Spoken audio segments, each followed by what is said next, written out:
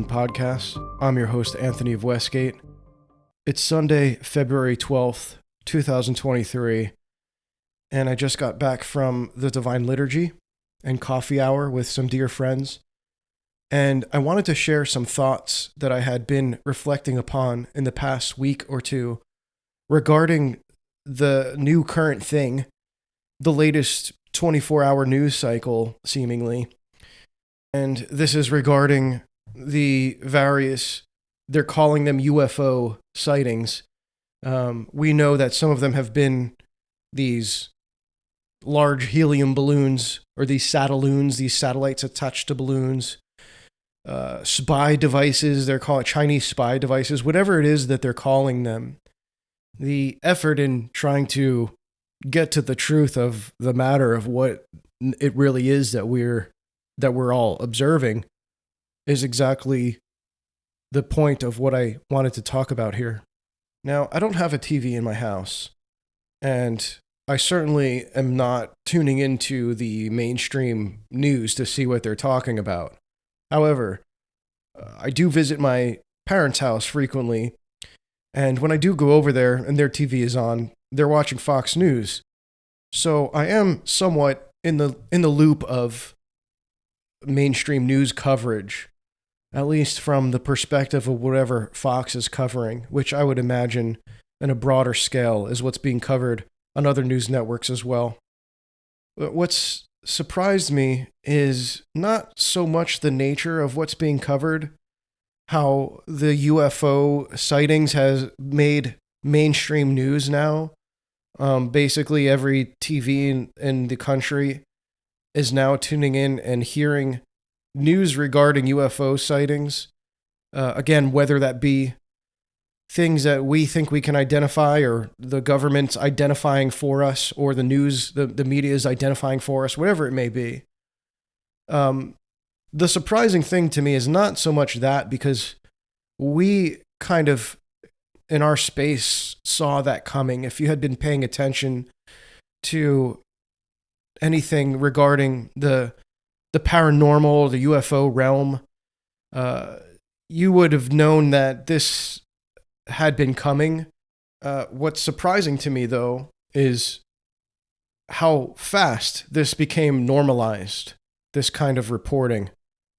It's really just been in the past 2 weeks since the Chinese spy balloon had made its way into the news. And since then, we've had how many other reports of various UFO sightings? We just had one last night that was shot down over Alaska. There was another one, I think either earlier yesterday or the day before, that was shot down over Hawaii. There were 2 that were spotted in Canada last night. So it's already quickly become something that the reports and the sightings are coming in at such a rapid speed that it's difficult to even cover, to figure out what's going on. And I had noticed that some of my followers had suggested that I do a thread or do some kind of coverage on what it is that's going on, or what I think is going on with all these sightings and what it could mean. And I thought about it for a little bit, and I thought, I could do something like just start a thread that is just reporting all these individual occurrences and have it just grow over time, instead of quickly kind of trying to jump to a conclusion as to what I think it is. Just let it be kind of more of a documented thing that I just gradually add to as these reports come in. But even just trying to do something like that, I felt very overwhelmed with, where do I even start? How many has there been so far? How far do I go with this? Do I start reporting on things like what happened in Ohio with that big, quote unquote, controlled release of toxic chemicals? Do I cover international events that are happening in the sky, such as the lightning strike of the Christ the Redeemer statue in Rio de Janeiro? Do I cover international UFO sightings? how apocalyptic do we get with this thread? There's seemingly endless amounts of things that I could be reporting on. And what real benefit is there to be covering all of these events and compiling them into one source that just becomes longer and longer and longer? To do this would require a lot of observing events that are happening in the sky. And although it could be done without actually going outside and looking up to the sky, it's still an obsession with things that are occurring around the world that are, let's face it, completely out of our control. We are just observers in whatever it is that is happening here, even if it isn't on the apocalyptic scale. What could we actually do to uncover any kind of conspiracy or cover-up or deception that's going to change the course of events? None of it will. Even if we figure out what exactly it is that's happening and how this deception is going to unravel and who's behind it and what the real truth is, what difference does it make with how we go about our everyday life? But as I reflected on this, I was quickly, thankfully, reminded of what some of the church elders of the 20th century had stated about these exact kind of events. I'm reminded of Father Seraphim Rose, who I reference so often in this publication that it's almost become a meme.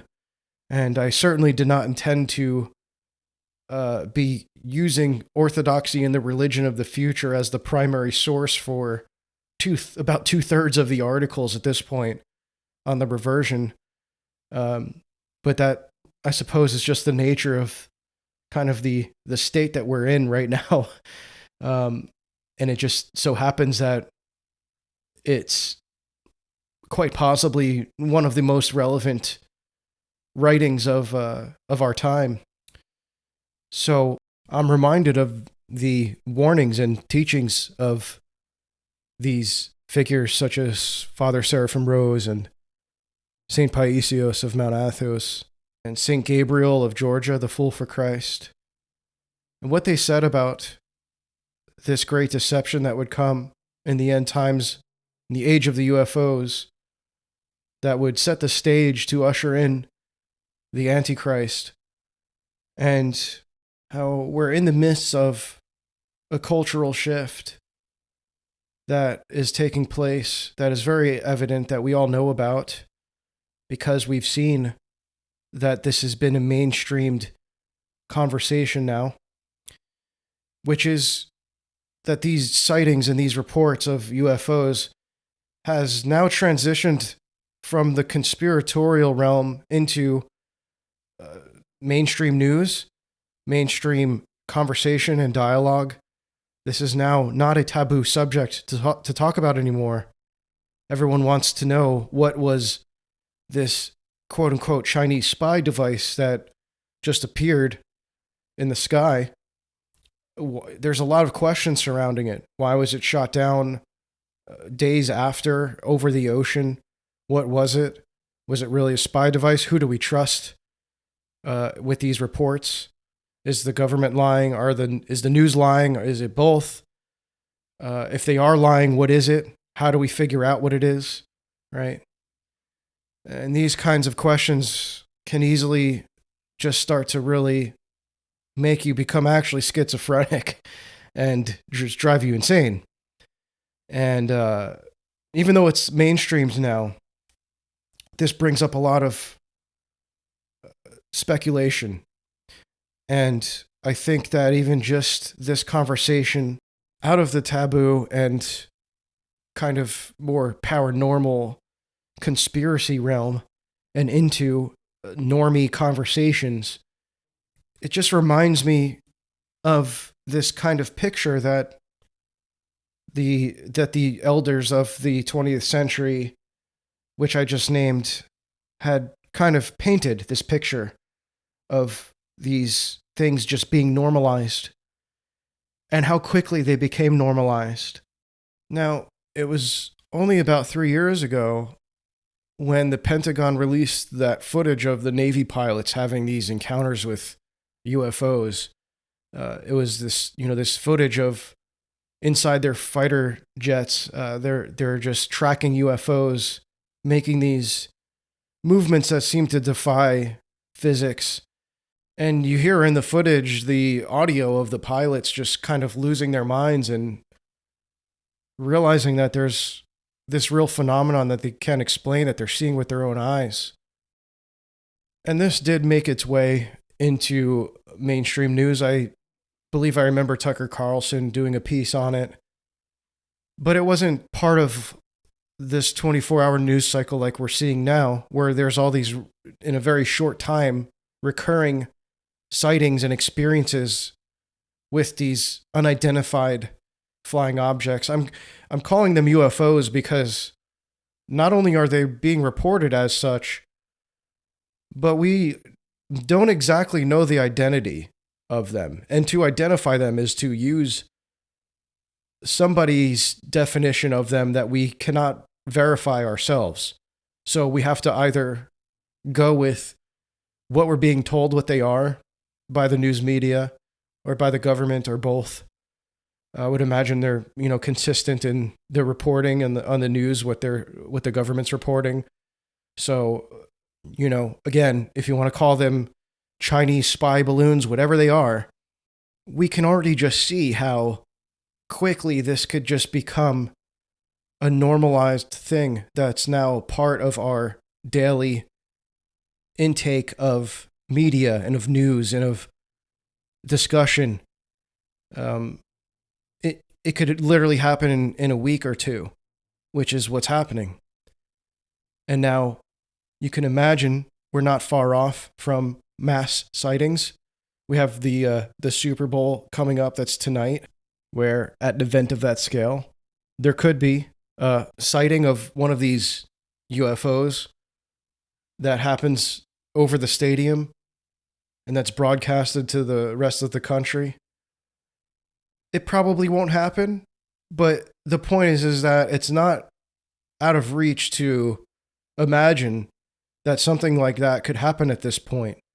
Again, we've left the realm of conspiracy, and this is part of the reality now that even normies have accepted. And I think that this is going to usher in, if it hasn't already, a new obsession, a new worldwide phenomenon of being obsessed with events that are occurring in the sky, whether they be natural events such as lightning strikes or spotting these UFOs and obsessing over what they are, when the next one will occur, trying to find consistency among the reports to speculate over what it is that's happening. This is why I take it very seriously, this kind of obsession with space that Christians in our circles have. This simping over NASA and soy-facing over the latest rocket launch.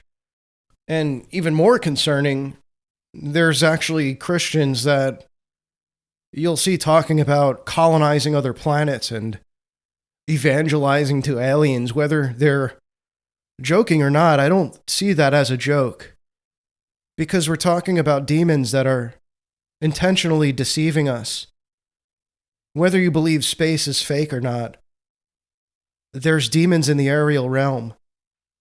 And while it may not be a matter of salvation, what you believe about space and what's out there, I do believe it can become a matter of salvation if you're too involved and too sympathetic towards the ideology of white lab coats who are all theorizing what it is that holds our universe together and having to rely on all of this theoretical physics to explain the wonders and the mystery of the universe.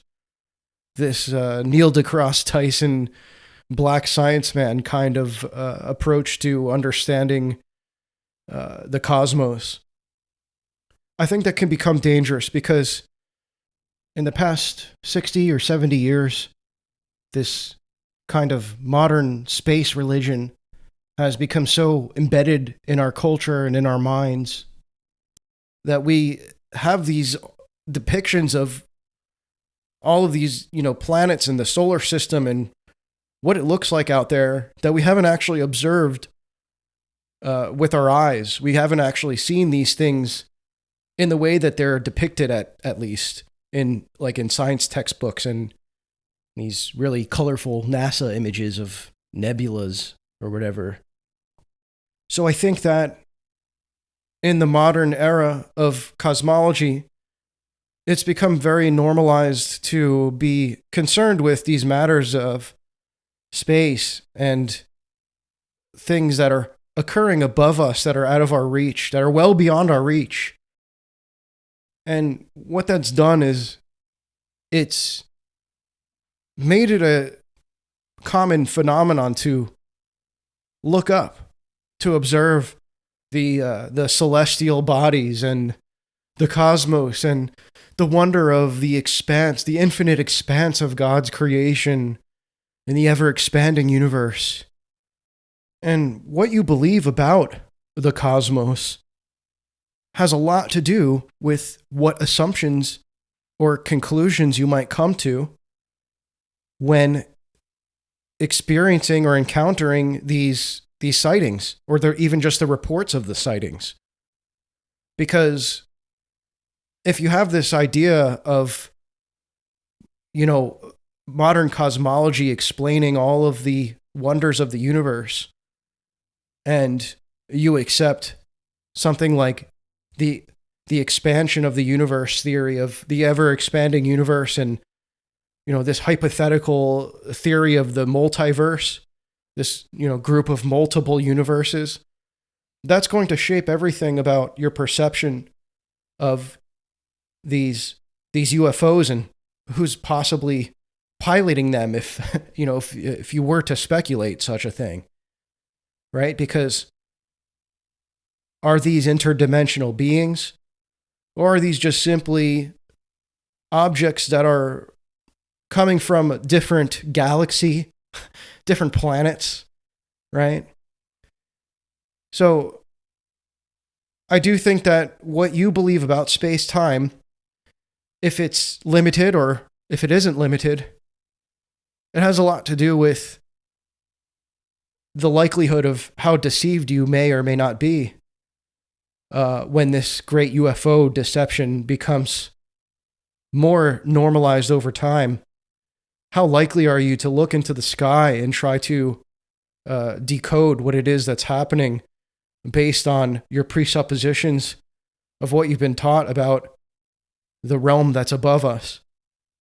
And what I do know in the church iconography is that the saints are depicted on earth or in heaven. They're not depicted in this realm that we refer to in modern cosmology as space. And I know that sounds silly to say, but I think that there's a good reason for it. I mean, God created us to live and dwell on the earth. And this is just a personal belief of mine. Well, there may be biblical and patristic backing for it. I don't know. I'm not going to make a case for that right here on the spot. But I believe that God put limitations on what we're able to observe with our naked eyes about the realm above us. And for a good reason, because we're not meant to be focused on it. It could be a great distraction. And don't get me wrong, I'm not saying that just because you believe in space in the modern cosmology sense, that you'll be deceived in this great UFO deception. Or that if you're a quote-unquote space denier, that you won't be deceived. I just do think that it is of some importance to some degree what your presuppositions may be of the celestial realm as we transition into this new paradigm. In Orthodoxy and the Religion of the Future, Father Seraphim Rose writes in his chapter on UFOs and alien abduction, which is titled Signs from Heaven, a similar kind of normalization of our modern perception of space and the unknown realm above us. And the example he uses for this shift in our perception is due to the popularization of science fiction literature in the 20th century, which he writes is itself a clear sign of the loss of Christian values and of the Christian interpretation of the world. It has become a powerful vehicle for the dissemination of a non-Christian philosophy of life and history, largely under open or concealed occult and Eastern influence.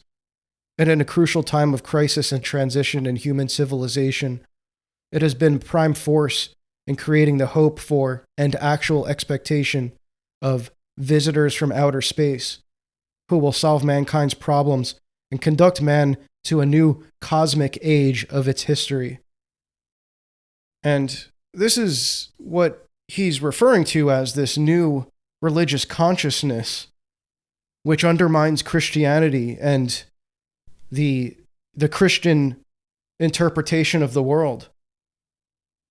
And while it appears to be scientific and non-religious, science fiction literature is, in actuality, a leading propagator in secular form of this new religious consciousness. And there's a great occult influence in sci-fi, which stems from a form of humanism. It has like this Eastern influence because sci-fi itself portrays man as a god, similar to like what you would see in Zen Buddhism. And this is the whole spirit behind space exploration. It's this idea that man can transcend beyond the earthly limitations that he was created to dwell in, and this kind of Buzz Lightyear mentality of going to infinity and beyond. This is a depiction of man in a godlike form, and you even will hear it among the space fans. They'll refer to like the Apollo astronauts who allegedly went on this moon mission and landed on the moon and played golf on there. They'll refer to them as like these godlike figures. And it's really an arousal of the post-Christian man with pseudo-religious expectations. Now, Father Seraphim Rose writes about the different kinds of close encounters that one can have with UFOs. And there's 5 of them that he references in Orthodoxy and the Religion of the Future. And he starts with the phase that we're basically in right now, which is the close encounter of the first kind, which is simply just seeing a UFO. That's the phase that we're in right now. That's being broadcasted to everyone's TVs in the country. We are now in the normalization phase of the close encounters of the first kind. So the close encounter of the second kind is when there's evidence of a UFO manipulating the environment somehow. This is famously seen, for example, with crop circles, which will appear overnight in sometimes very complicated patterns and designs that even just look very alien. These kind of fractals that are seemingly impossible to have been formed by any kind of human means, especially in the short time frame that they're reported in. Then you have close encounters of the third kind, which is when a visible animated entity is present. And then, of course, close encounters of the fourth kind, which is a full-blown alien abduction. And now in the chapter Signs from Heaven by Father Seraphim Rose, he does go into some detail about the validity of these reports. And he gives examples of various reports that took place between, I believe, the 1950s and the 1970s regarding these different encounters and the consistency of the reports as well. Now, he also references a famous ufologist who I've also cited in this publication before, named Dr. Jacques Vallée. I believe he's still alive, who cataloged over 1,250 close encounters, and 750 report the landing of a craft, and more than 300 of these report quote-unquote humanoids in or about the craft. And he says that 1/3 of these reports are from multiple eyewitness cases. So they're not just collections of these deranged 80 IQ hicks that are just making these stories up for public fame or something. The reason this is relevant is because while it's true there are varying degrees of encounters one can have with these UFOs and these entities, and those who have encounters with, say, the third or fourth kind are much more likely to become religiously obsessed with the UFO phenomenon. There are many cases of those who have simply had an encounter of the first kind who end up devoting themselves to these UFO cults. And while this sounds really extreme kind of reaction to simply just seeing a UFO, Father Seraphim writes about these UFO appearances and sightings coming in waves. And this is exactly what we're experiencing right now, as a wave of UFO encounters. And each time these waves happen, the social impact becomes greater. And more young people become fascinated with space, with psychic phenomenon, and with new frontiers in consciousness. And then as a result, more books and articles and documentaries and news stories start to appear. And this contributes to this great deception. In Dr. Vallée's book, The Invisible College, which Father Seraphim Rose is citing in his chapter, Signs from Heaven, he writes that when the person is disturbed by the absurd or contradictory and their mind is searching for meaning, they are extremely open to thought transference, to receiving psychic healing, etc. And Dr. Vallée compares this technique to the irrational koans of Zen masters and notices the similarity between UFO encounters and occult initiation rituals, which, quote unquote, open the mind to a new set of symbols. And all this points to what he calls the next form of religion.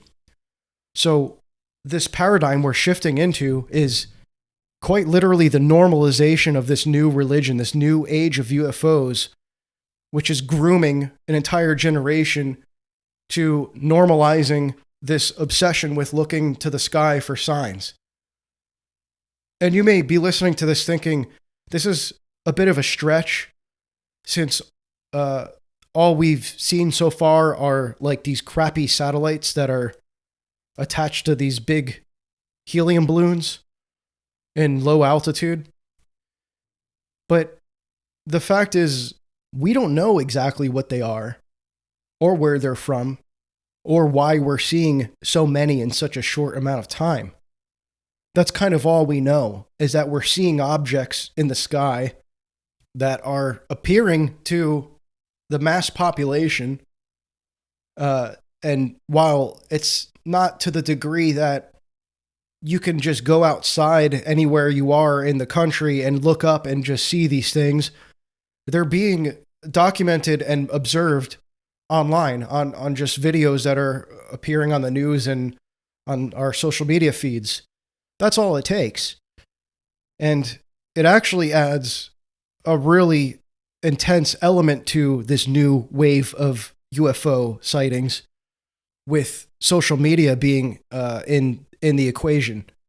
Because in previous iterations of this, we haven't had the technology to be able to spread these sightings across the world in the way that we have now, where everyone has a high-def camera in their pockets and they could just pull it out and live record the event as it's happening and be streaming it to social media, immediately post the video, the photos, and within that same hour, it could be broadcast on the news.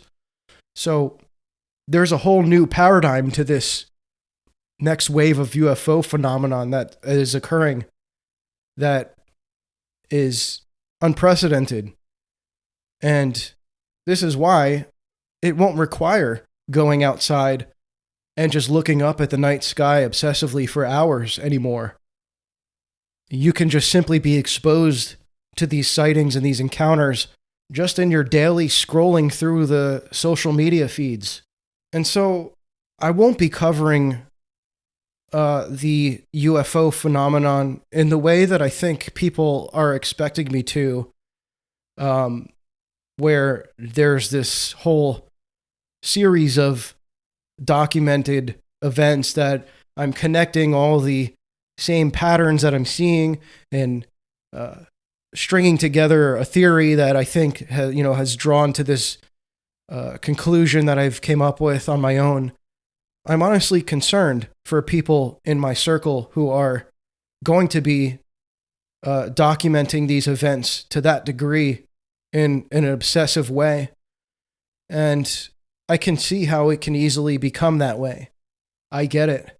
I saw a UFO myself, and I have a family member who actually lost his mind and ended up institutionalized because he had a close encounter of the third kind.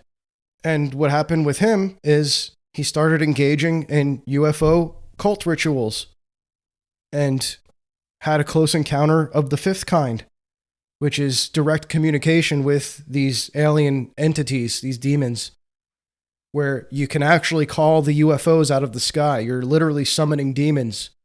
So this stuff is no joke. This is why I don't find it funny when people are saying things like, tee-hee-hee, I want to evangelize all the aliens and make them based Christian humanoids. These are demons we're talking about, and this is a great demonic deception that's occurring. And regardless if we are in this new wave of UFO sightings, or if it's just simply some kind of false flag that's being conducted by the government to distract us from something else, regardless, we can see, based on the reaction of these few events that have happened already, how easily and quickly this deception can happen. So I think that trying to analyze these events and string together some kind of theory and conclusion as to what's going on, even with the best intentions of seeking truth and exposing the deception that may be occurring, I think is a very dangerous task that I personally will not be engaging in because of how greatly the church fathers and elders have warned us against doing such things. And not only did they warn us against looking to the skies and to the aerial realm because of the great deceptions and the evil spirits that dwell there, but they also encouraged us to be prayerful in these times. To quote St. Simeon, the new theologian, the struggler of prayer should quite rarely look into the sky out of fear of the evil spirits who cause many and various deceptions in the air. Father Seraphim Rose warned us of increased frequency of UFO sightings being a sign that we're approaching the end of the age and the setting the stage for the ushering in of the Antichrist.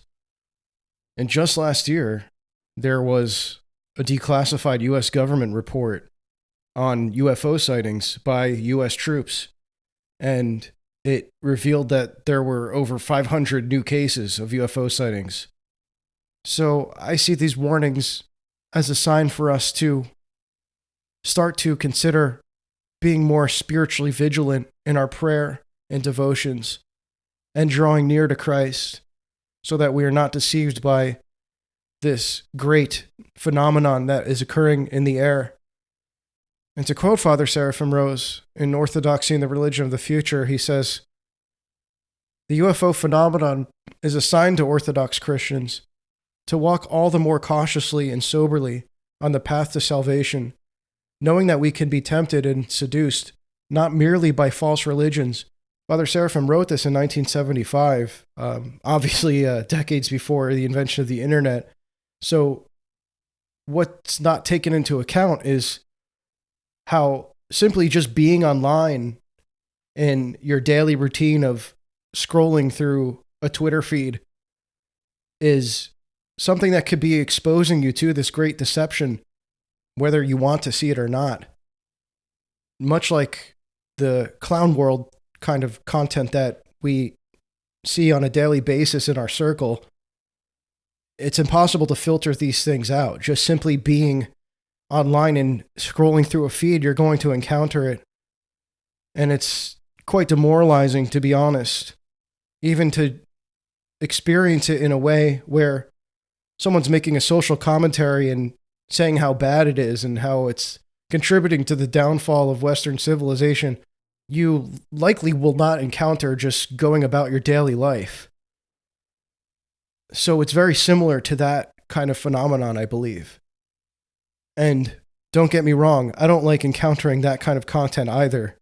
I posted last year that I personally would not be retweeting content that is demoralizing for that reason, even if I'm making some kind of funny comment about it, which I believe I have already broken that commitment. So that's how easily, you could make these kind of personal promises to yourself, and just being so overly exposed to this kind of stuff, it's really blackpilling, and it could take a toll on your mental health. So I'll personally be taking a step back from the Twitter timeline, and we're approaching Great Lent. And I've decided that I'll be fasting from Twitter for the Lenten season so that I can focus on increasing the intensity of my prayer instead of increasing the intensity of my blackpilling and contributing to the degradation of my mental well-being. And I'm not here to tell you guys to do the same or give you, any kind of spiritual advice. I'm certainly not in a position to do anything like that. But I just wanted to share with you my thoughts and my initial kind of reaction to the events that have occurred in the past couple weeks with this normalization of these UFO sightings. So I'm just telling you that I'm personally taking this as a sign to become more prayerful and pull away from the constant exposure to what I believe is leading to this great deception.